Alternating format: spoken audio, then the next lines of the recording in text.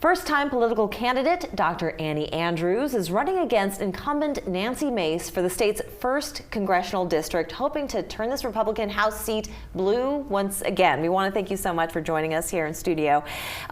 First and foremost, why did you decide to enter into politics at this point in your life? It's a great question. So I've spent the past 10 years working as a pediatrician in the Children's Hospital. And when you work every day in a Children's Hospital, you can't help but notice all the problems that the most vulnerable among us are facing, little kids and their families.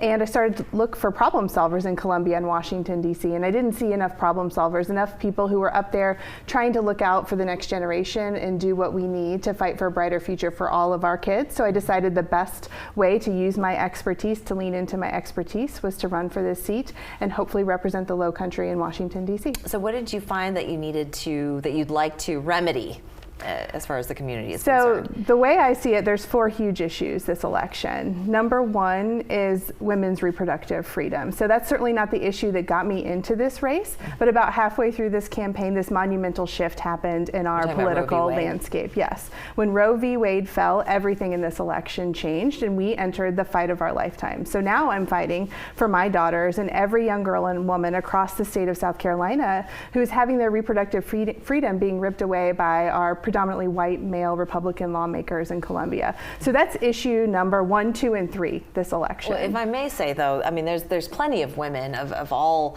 backgrounds, though, who believe that at conception, that's when life starts.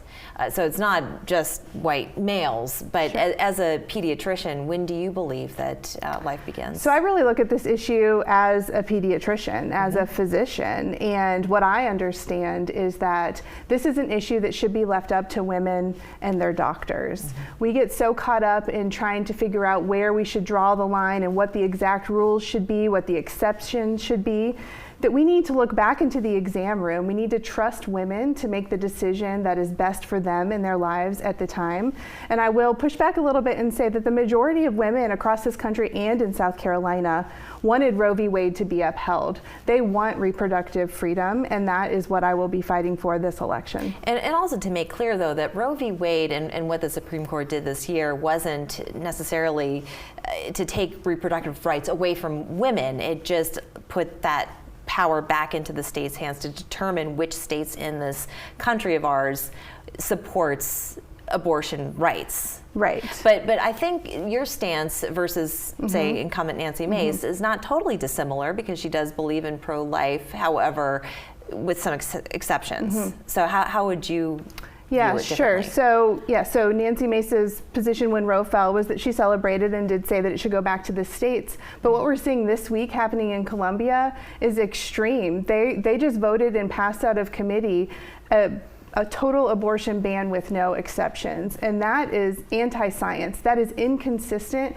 with what our major medical organizations say we should have. And I'm talking about the American Academy of Pediatrics and the American College of Obstetrics and Gynecology. So we need to look to the experts. And in this case, the experts are the women, and the experts are the physicians who are in the exam room with pregnant women. They're in the delivery room when these babies with devastating diagnoses are being born, and they're in the NICU when these babies are fighting for their lives.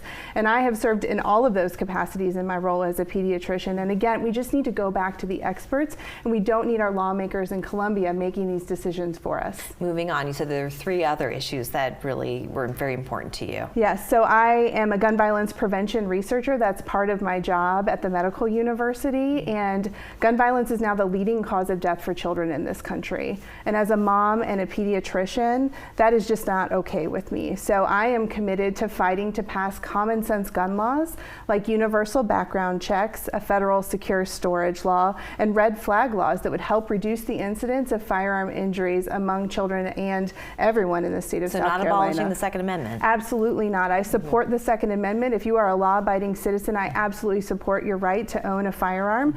There are so many laws that the majority of Americans agree on when it comes to common sense gun laws. Majority of Republicans, Democrats, gun owners, non-gun owners agree that we should have universal background checks. So I will fight for those. And what are the other 2 issues? So it's upholding our democracy. We have to fight to protect our democracy. What we saw on January 6th was shocking, and I am worried that if we don't uphold our democracy, if we don't get serious about holding those who are responsible for January 6th accountable, that my children and my grandchildren might not have the opportunity to vote in a democracy. And then lastly, it's our climate.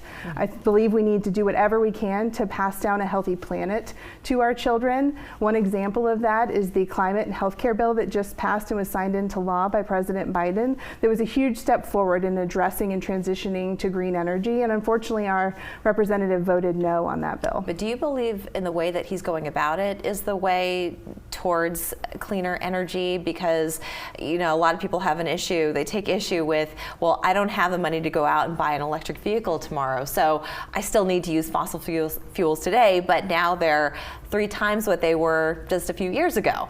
Right. So, you know, so gas prices are dropping and have been dropping for over 80 days. More than twice what they were a couple of years ago. We all know that, yeah. But I mean, I believe that the clock is ticking, and all of the, again, the scientists, the climate scientists tell us we need to get serious now.